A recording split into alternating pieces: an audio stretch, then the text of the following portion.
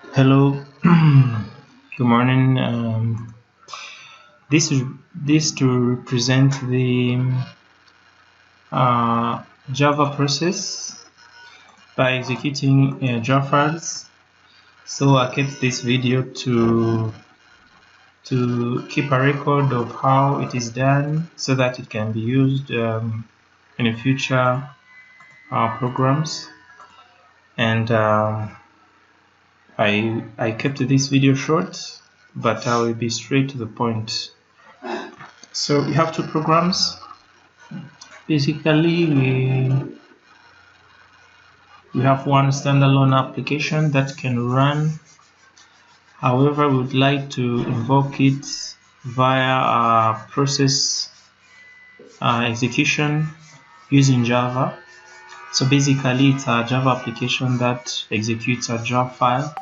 So the application is this one. It runs locally and it has JFrames. So we have another one which is not which does not have interface. It just calls that application and puts the parameters. So the parameters that it puts via main arguments, main method arguments, and it puts just one parameter, and it has to put the parameter in the main method of the standalone application with the JFrame. So when I run this application, I expect a parameter here.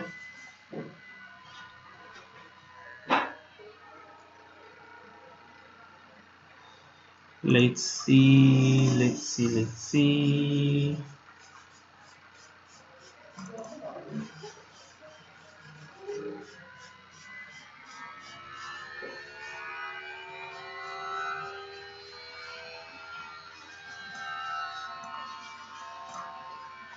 This is the JFrame.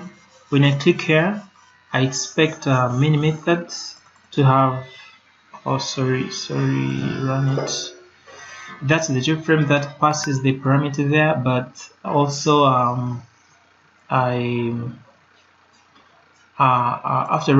after clicking there, I run this class, and this class has a main method. This is the main method that I came to directly run, and I can show by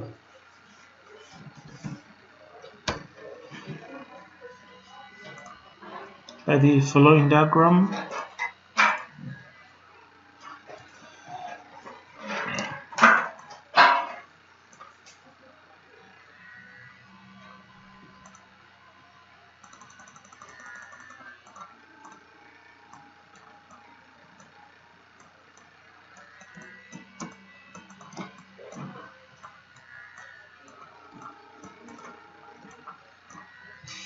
Okay, so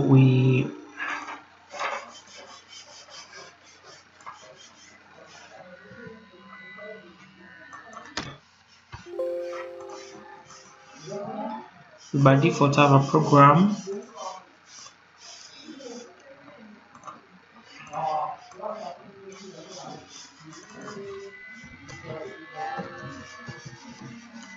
and it has processes.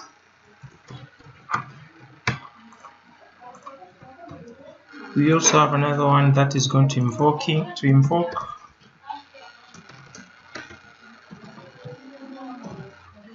So the first one to run, the standalone that we have to run, is this one, and it has this form. When you run, it brings this form where you click this button. To call. When you click this button, it calls this class. Let's try to see where it calls. It calls this class. However, there is a value that also goes to this class's variable called folder. So at this time, I'm passing the argument of this run it. I'm directly running this run it. So in this diagram, it can be presented like this: run it,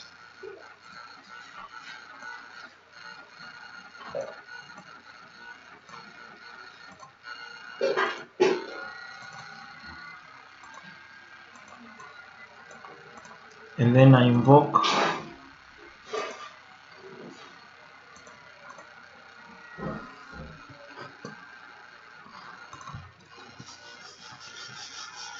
So far, the most important things, the keywords that you have to use, which are found in this article, found in the Stack Overflow. It has 3 pieces: Java CP, my library, and separated by a comma, and it's separated by comma. And when you have a folder that has your dependencies, because usually it was bringing some errors, this time this blog has shown an efficient way to run this command and invoke that standalone application, but also by putting the dependencies. So the problem here was to run and append the dependencies of the application. Dependencies of the application. So in this way, I've already finished running it, and it can be seen via this command.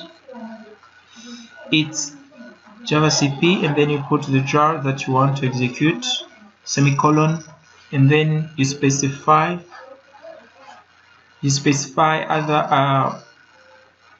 other dependencies that will be required in your application.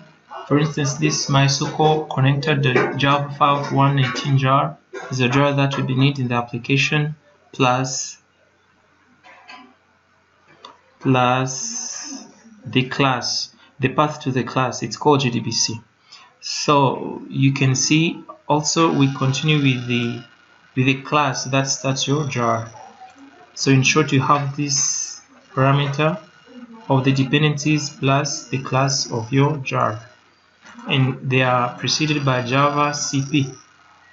So the only problem you have here is the method, because when I click, as you have seen, when I click, I initialize the pub method here, and I give it a class, I give it a variable from the text box. So this is the only problem that is occurring here, which can be resolved by either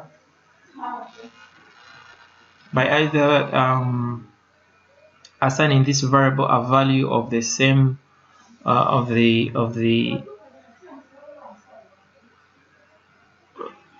parameter. For instance, if I run it here, I can change it, but at this time, please note that we'll have to clean and build for the process to take the changes. So here, if it's yes, we can use the pub method.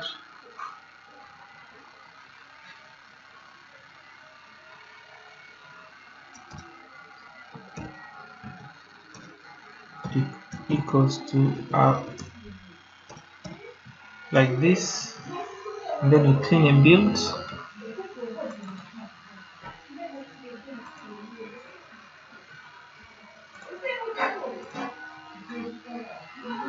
And you have to take a look if the build was success, and then we come back to invoke it again and see if the error will persist. But because that's the only thing that is needed at the runtime, at the entry point, that error will not be there.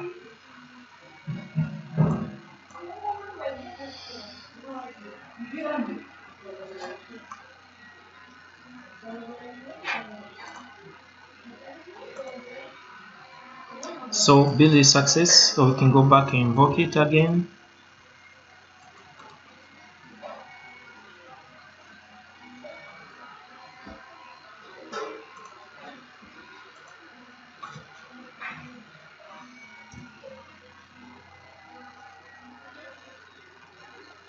since when you run that application and it is about to create a new application with the same name, it gives you this message really where you have to confirm if it's you would like to overwrite the application or no.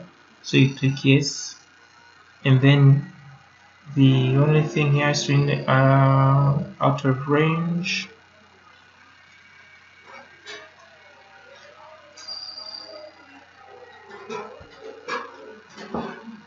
We'll come back to that later, but at least you have seen how you can go to a class and invoke its main method, and also pass the parameters to the argument array.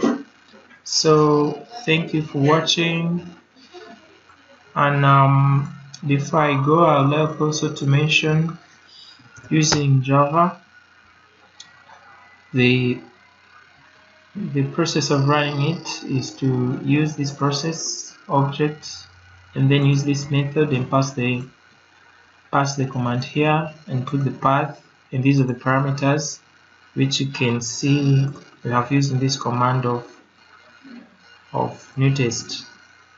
This means that this class has a main method and needs parameters of the arguments, and also note that you may need more than one parameters to be passed in the runIt main method. So these are the equivalent code that you can put. These are the parameters, this is the path, and this is the command to run that jar. So the equivalent code is this one, and the command is from here to here.